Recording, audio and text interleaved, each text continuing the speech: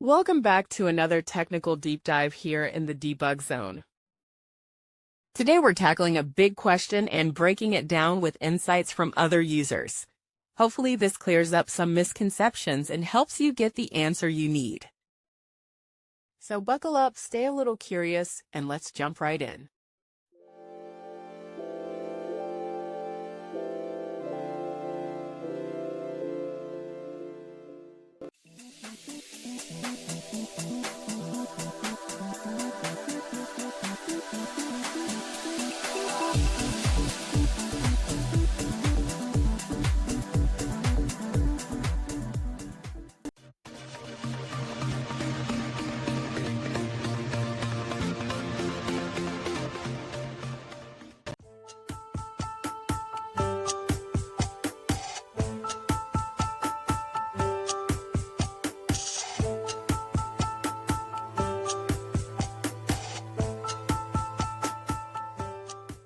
And that's a wrap.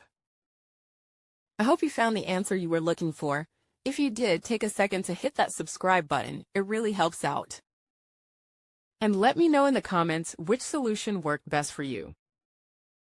See you next time in the debug zone.